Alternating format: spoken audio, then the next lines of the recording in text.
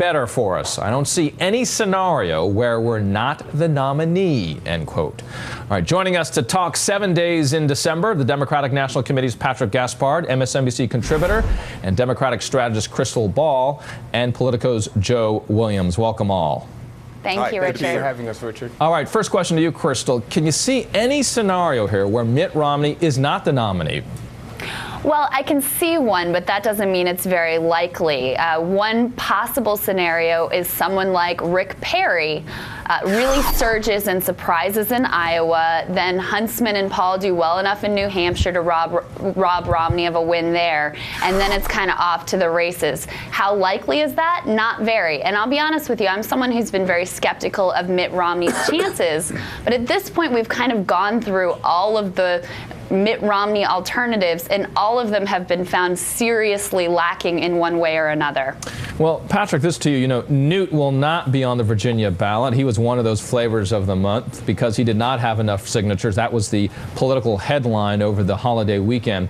And this is what Mitt Romney said. This is how he defined that situation, saying, quote, "I think it's more like Lucille Ball at the chocolate factory. So, I mean, you know, you got to get it organized." So hitting there against Newt Gingrich's inability to have a good organization, per se. So Romney, not known for his joke prowess here. What do you think? How good a line was that? And how bad is Newt looking, really?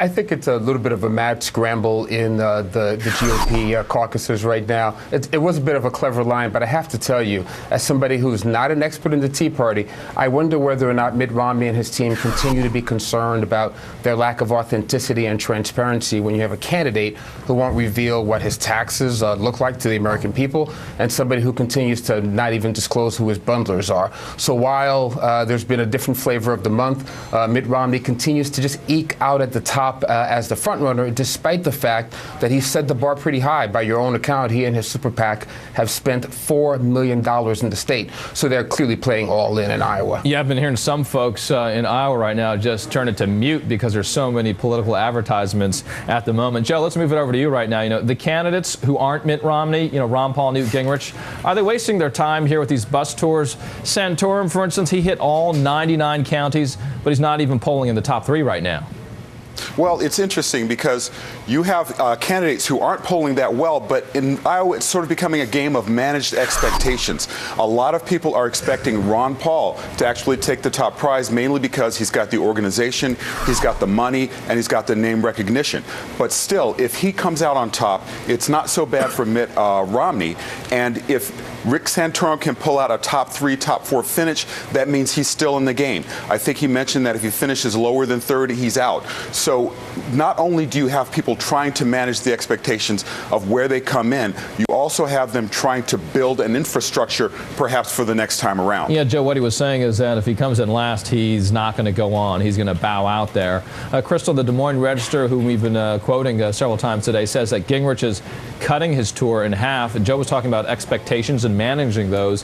What's the perception here? What's the optics? More problem with his organization on the ground, or is he moving forward? Is he looking towards South Carolina? Well, he's definitely one who is managing expectations. They've said now that they have a game plan for as long as he finishes in the top 4, he's still well positioned. As you mentioned, they've scaled back the bus tour. And one other thing that I wanted to point out that is a bit astonishing about the fact that Newt Gingrich failed to make the ballot in Virginia is he lives in Virginia. Right. Okay, so he can't even make the ballot in his home state, my home state as well, by the way. So it's a big embarrassment for a guy who's really been struggling anyway to pull mainstream establishment support. If you're looking at this guy and you're a senator or a member of Congress and you're thinking of endorsing him, you've just got to say he doesn't have the organization to pull this off. He's not serious.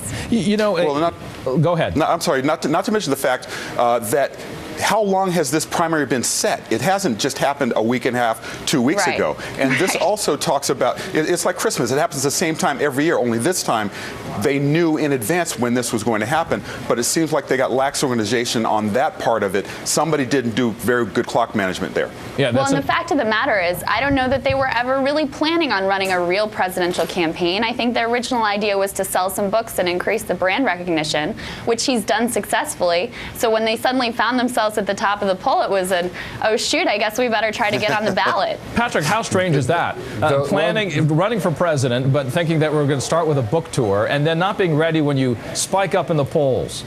Well, Richard, I actually think that the stranger part of that is the fact that despite the fact that Newt Gingrich's campaign is clearly disorganized and all the other would-be frontrunners have fallen by the wayside, Mitt Romney, who started as a prohibitive frontrunner, has an inability to pull away from this pack and is still struggling to close the deal in Iowa. And we've seen his poll numbers not exactly growing exponentially in the other states as well. So the Gingrich story is kind of entertaining, but the fact that the prohibitive frontrunner has not been able to decisively seal the deal with Republican caucus goers and primary voters may be the most interesting part of that story. In Iowa specifically, of course, doing quite well in New Hampshire, though. But let's stick with Iowa one more time here.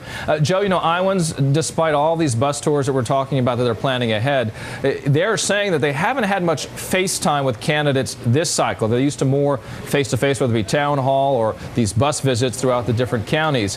What does that mean here? Because they feel they haven't had the face time, that perhaps these bus tours could make a big difference in this last final 7 days?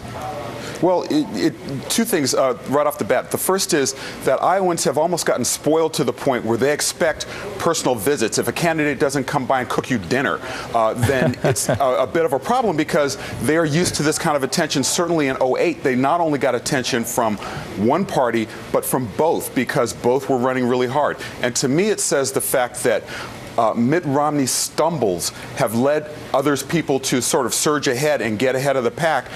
The others are scrambling to catch up, I think is what I'm trying to say. And that Romney had not paid a whole lot of attention in Iowa until then. But also, speaking of Romney, it's interesting that Patrick, representing the DNC, still is talking about Romney. It seems like the White House or the DNC may actually still be considering Mitt Romney as the eventual nominee along with the rest of us. Well, certainly, Joe, if I could just jump in on that, if you give me one quick second. I think it's interesting that you kind of pivoted to that right after talking about whether or not Iowa is still a place where retail politics really matters. And I want to let you know that our real focus has been in getting out on the ground and speaking to our supporters and to all the voters in that state. Over the last few weeks in Iowa alone, the Democratic Party and the Obama campaign have had close to 3,000 one-on-one conversations with voters and close to 250,000 conversations combined on the telephone or on the ground. So we're using the opportunity in Iowa to dig down and to have the kind of intimate conversations that really do still matter. You bring up a good politics. point here. You bring up a good point. I want to get this to Crystal. Crystal, based on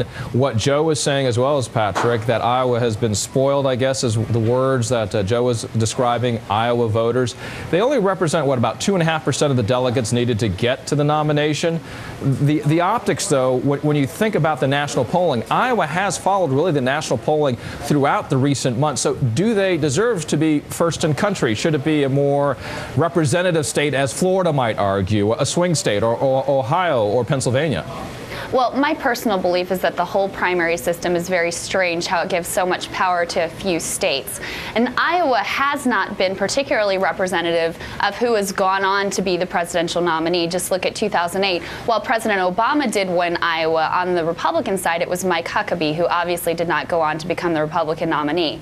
So one thing to watch for is if, say, a Ron Paul wins, who's widely acknowledged as not being having particularly high likelihood of actually winning the nomination, does that diminish Iowa's standing as the first caucus state? So I think that's going to be one of the interesting things, frankly, that comes out of the Iowa caucuses this year.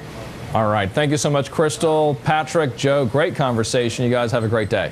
Thanks, Richard. Thank you so much, Richard. All right. Coming up, the president and a surprise Christmas gift. Stay with us. Everywhere, man. Across the desert, it's bare, man. I breathe the mountain air, man. Travel, I've had my share, man. I've been everywhere.